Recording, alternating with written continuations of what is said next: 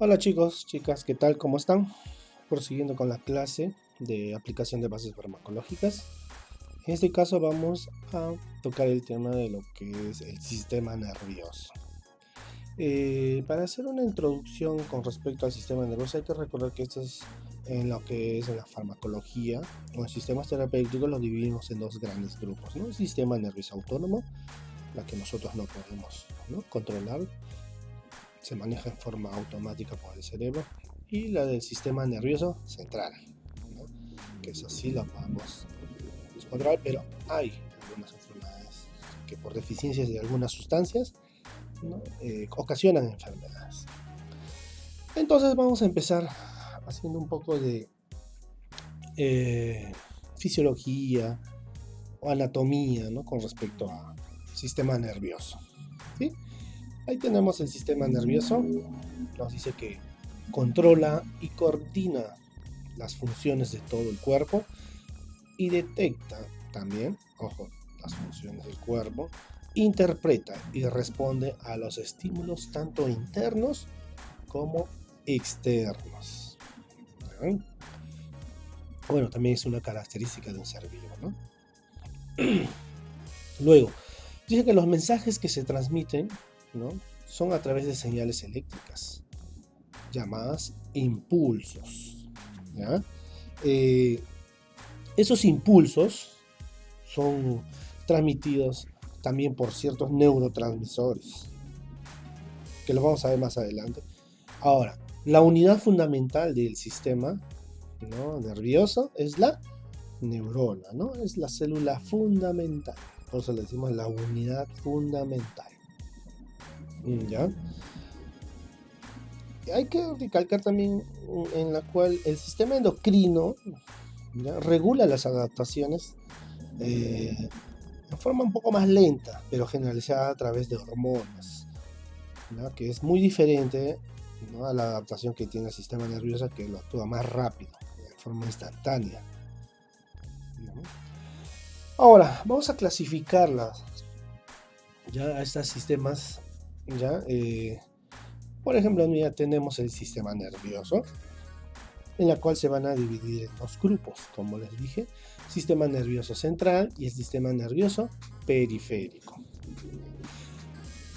El sistema nervioso central se queda ahí porque a nivel farmacológico hay ya enfermedades a ese nivel que no se utilizan ciertos medicamentos, ¿no?, y van a actuar a ese nivel. Pero en el nivel del sistema nervioso periférico, estas se van a subdividir en dos grupos. ¿Ya? Tenemos las sensitivas y las motoras. ¿Ya? Eh, Hay que tener en cuenta de que también son llamadas, ¿no?, el sistema nervioso sensitivo como aferentes y el sistema nervioso motor como eferentes. ¿Ya? Pero en el caso del sistema motor se va a subdividir en dos: el sistema nervioso somático, o sea, el voluntario, y el sistema nervioso vegetativo o involuntario. ¿Ya? Pero esta de acá, exclusivamente el sistema nervioso vegetativo, que es el involuntario, lo vamos a dividir en dos también: en sistema nervioso simpático y en sistema nervioso parasimpático. ¿Ya? Acá es la parte importante en la farmacología, porque a través de estas reacciones simpáticas o reacciones parasimpáticas es que se trabajan a través de neurotransmisores, que a veces son perjudiciales para ciertos pacientes o algunos casos, ¿no?, de ciertas enfermedades. Por eso es de que se estudian para, ¿no?, tener medicamentos o fármacos que puedan actuar a ese nivel. ¿Mm? Y si nosotros vemos a nivel de patología, ya tenemos enfermedades psicológicas, que es donde actúan los psicofármacos, o sea, estamos hablando del sistema nervioso central, ¿ya? Y problemas neurológicos. Ya eso generalmente es un problema autónomo o sistemas nerviosos periféricos, ¿ya? O hasta incluso el dolor también está considerado dentro de un problema neurológico, cuando el dolor es muy crónico. ¿Ya? Bueno, esta es una forma general, ¿ya?, de clasificar el sistema nervioso. Bueno, ahora vamos a ver de acuerdo a su organización, qué funciones cumple, ¿no? El sistema nervioso.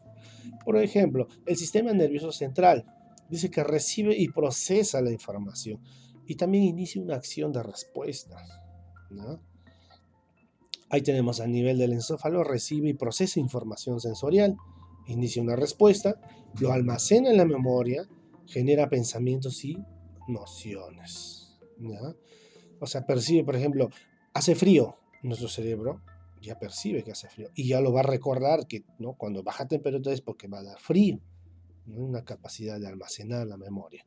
En caso de la médula espinal dice que estas son las que conducen las señales al y desde el cerebro, ¿no? O sea, son las que van a ayudar como puentes de conexiones.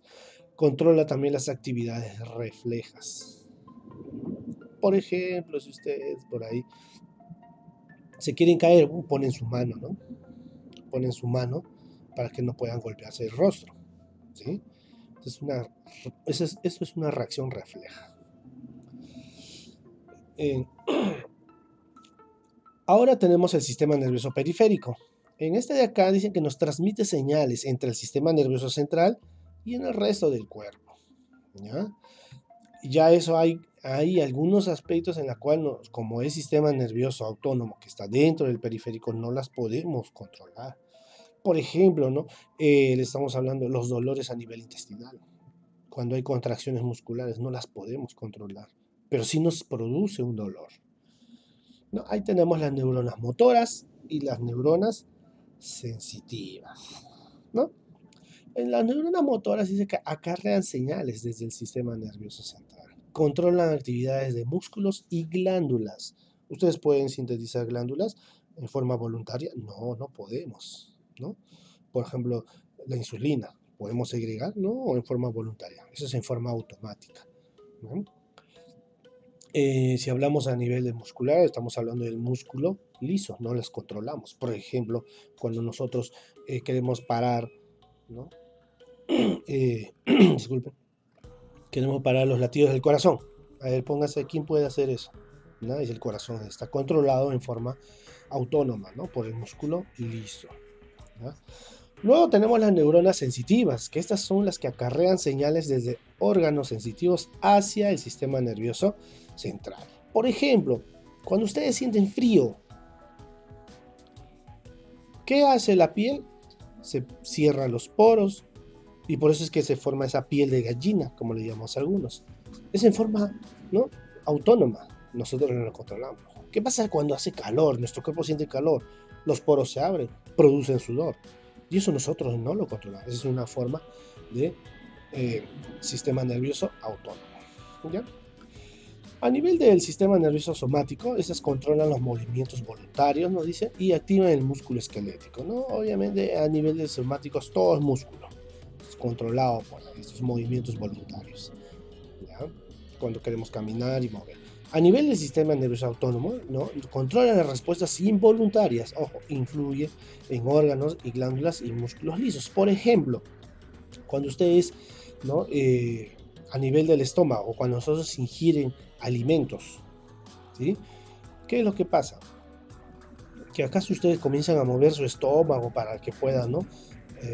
Digerir mejor los alimentos. No, el sistema nervioso autónomo es la que controla este tipo de movimientos. A veces los gases, ¿no? Se forman a nivel del metabolismo digestivo. ¿Cómo se eliminan los gases? ¿Quién los elimina? La misma musculatura digestiva, en la cual, ¿no? Ustedes no lo pueden controlar, o pueden, ¿no? Controlarlo, no se puede controlar. Por eso es el sistema nervioso autónomo. Bueno, también está influenciado ciertas glándulas también, ¿no?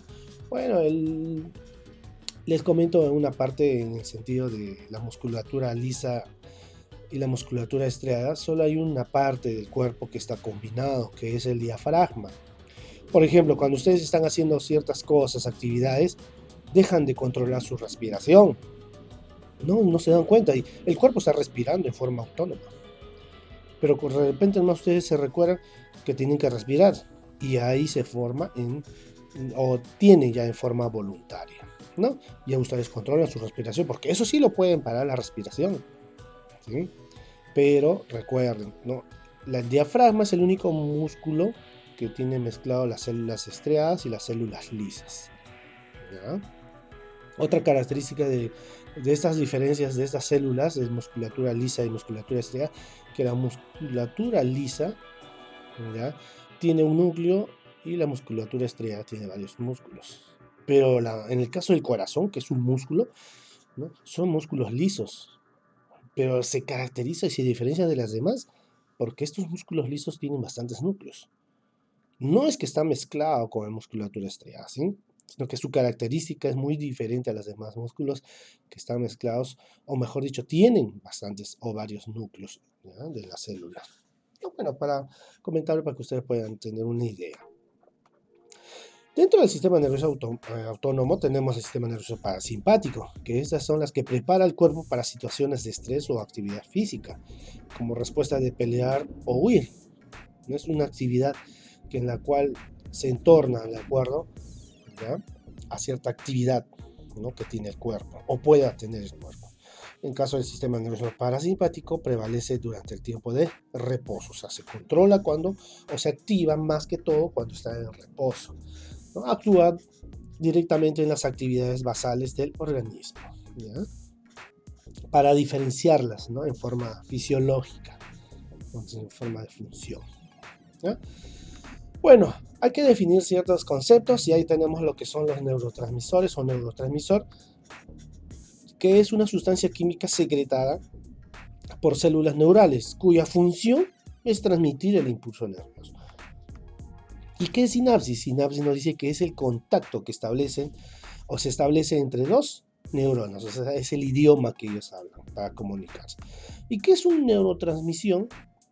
Es un proceso ya fisiológico en la cual, ¿no?, una señal eléctrica es transformada en una señal química mediante liberación de neurotransmisores y así transmiten el impulso nervioso. Lógicamente, en una neurotransmisión actúan los neurotransmisores, ¿no?, y la sinapsis, ¿no? Así, aclarando esas definiciones, así de simple. Bueno, ahora tenemos el sistema nervioso, pero vamos a nombrar los neurotransmisores que son importantes, ¿no? Dependen de su estructura química o de su origen. Tenemos las aminas biógenas, que está la adrenalina, noradrenalina, dopamina, ¿ya?, 5-hidroxitriptamina, acetilcolina, la histamina. Ojo, se le dice biógenas porque se originan de un ser vivo, pero obviamente a nivel endógeno, a nivel celular, intracelular, ¿no?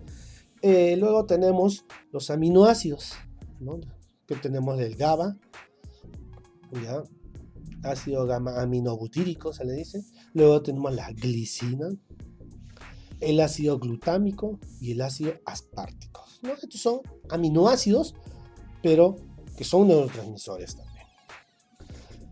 En forma de nucleótidos tenemos la adenosina y el ATP, adenosín trifosfato, que es llamado ATP, ¿ya? Y tenemos los polipéptidos, bastantes, ¿no?, estructuras de proteínas.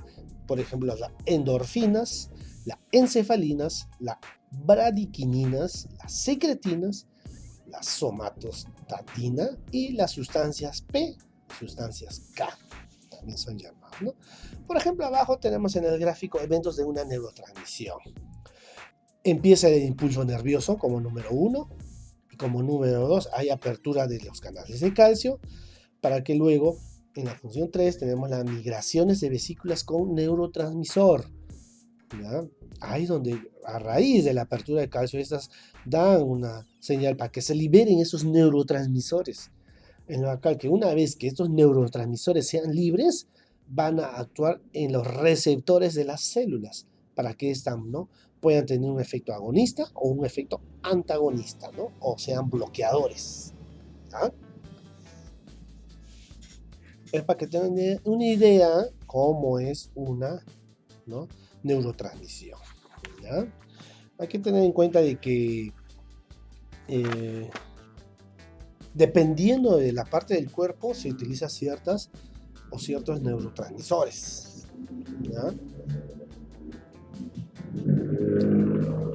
Ahora tenemos fármacos que actúan a nivel del sistema nervioso autónomo. Como vemos ahí, fármacos que actúan a nivel del sistema nervioso autónomo. Tenemos los simpático-miméticos, o sea, son los que son agonistas, simpático-colíticos, que son los antagonistas, ¿ya? A nivel adrenérgico, estas dos primeras. Y las dos últimas es a nivel colinérgico, por eso dice parasimpático con miméticas y parasimpático líticas, ¿ya? ¿Pero qué fármacos actúan? Ahí tenemos. A nivel de los simpáticos miméticos actúan los adrenérgicos agonistas, ¿ya? Los simpático colíticos tenemos los adrenérgicos bloqueadores o también son antagonistas, ¿no? Hay diferentes tipos de antagonistas, competitivos, no competitivos, mixtas. Luego tenemos los colinérgicos agonistas en el caso de los parasimpático miméticos.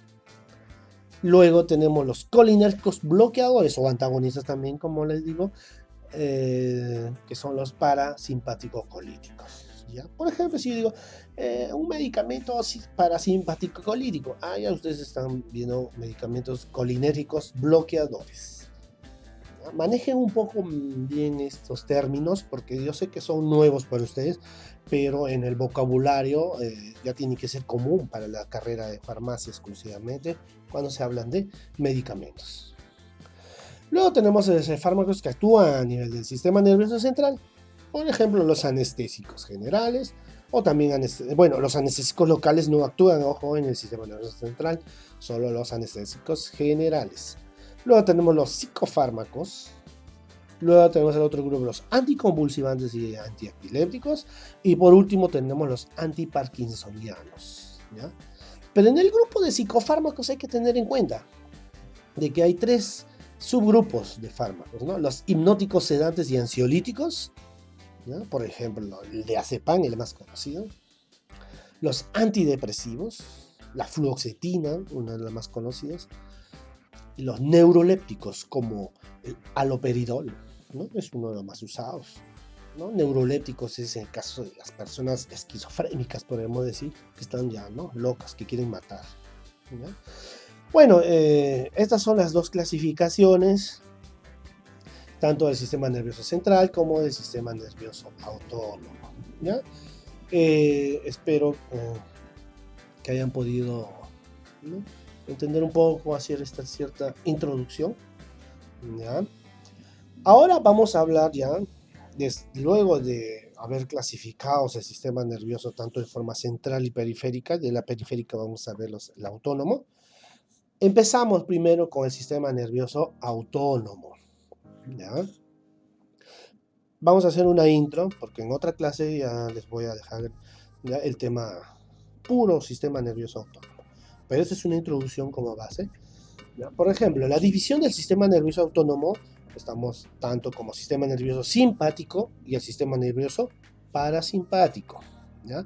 Les he colocado en el paréntesis para ver, ¿no?, en qué parte del cuerpo está. Por ejemplo, está en el tóraco lumbar, en el caso del sistema nervioso simpático, y el parasimpático está a nivel del cráneo sacral, ¿no? O sea, casi en la columna vertebral, casi todo, la parte de la cabeza, de la nuca, podemos decir, ¿no? Bueno, es en forma de referencia para el que lo tengan presente, que no se encuentra ubicado. Si gustan pueden entrar a internet, a YouTube, imágenes, y pueden encontrar, ¿ya?, mejores gráficos para que puedan entenderlo más fácil. ¿Qué neurotransmisores trabajan a nivel del sistema nervioso simpático? Primero, la adrenalina, que es un neurotransmisor, ¿no?, es una amina biógena. Luego tenemos la noradrenalina, ¿ya? Luego tenemos la dopamina. Estas tres, disculpe, tienen una familiarización, se puede decir, una en la cual están relacionados, porque todos tienen una etiología, un mismo punto de inicio en su síntesis, ¿ya?, de estas sustancias. Y bueno, la acetilcolina, ojo, la acetilcolina no está considerado en ese grupo simpático, pero le he nombrado porque actúa en algunos receptores, ¿ya? Ya después vamos a explicar por qué. Ahora, estos neurotransmisores, ¿en qué receptores actúan? En los receptores adrenérgicos. Recuérdense, ¿ya? Adrenérgicos. ¿Qué neurotransmisores actúan en los receptores adrenérgicos? Adrenalina, noradrenalina, dopamina. En algunos casos acetilcolina. ¿Ya? En algunos casos. ¿Ya? Ahora, ¿en qué receptores adrenérgicos? Ojo, los receptores adrenérgicos se subdividen en alfa y beta, ¿no? Alfa 1, alfa 2, beta 1, beta 2, bueno, etcétera. ¿Ya? Bueno, ahora vamos a ver el sistema nervioso parasimpático. ¿Ya? ¿Qué neurotransmisor actúa? La acetilcolina. Es primordial. Solamente la acetilcolina actúa a nivel de este sistema nervioso parasimpático, ¿no? ¿En qué receptores? En los receptores colinérgicos. ¿Ya? Hay que tener en cuenta, receptores colinérgicos. Y a su vez los receptores colinérgicos se subdividen en dos, los receptores nicotínicos y los receptores muscarínicos. ¿Ya? Disculpen ahí los nicotínicos, es decir, nicotínicos. Me he comido la I. ¿Ya? Error de tipo. Bueno, este es en forma ya generalizada relacionando con el sistema nervioso y sus receptores con sus neurotransmisores, donde van a actuar, ¿ya? Cada una de ellas. Ahora vamos a hablar del sistema nervioso simpático, o sea, sistema nervioso adrenérgico. ¿Ya? Recuerden eso, adrenérgico simpático. ¿Ya? Colinérgico parasimpático. ¿Ya? Entonces, ¿cómo se sintetiza, ¿no? En el caso de la adrenalina o la noradrenalina, ¿no? Todo empieza, ¿ya? De la tirosina, pero antes de que empiece de la tirosina, se está, ¿no? Del punto de partida, la fenilalanina.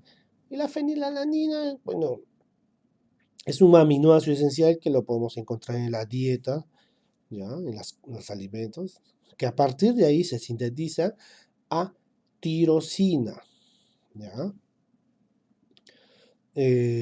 Si nosotros a la fenilalanina le agregamos un grupo hidroxilo, tenemos la tirosina recién, ¿ya? Ahora, la tirosina, para que sea convertida, ojo, en otra sustancia, necesitamos la tirosina hidroxilasa, ¿ya?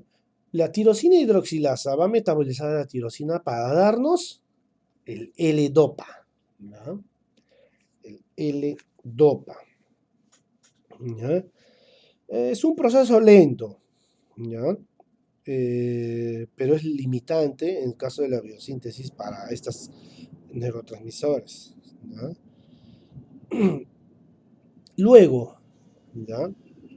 La L-dopa, ¿no? Va a ser metabolizado o va a reaccionar con la enzima dopa descarboxilasa para que nos dé la dopamina, ¿sí? Y la dopamina, ojo, ya tiene una acción terapéutica, ¿ya? De acuerdo a su dosis, va a tener una acción. Eso lo vamos a estudiar, ¿no? En el siguiente capítulo.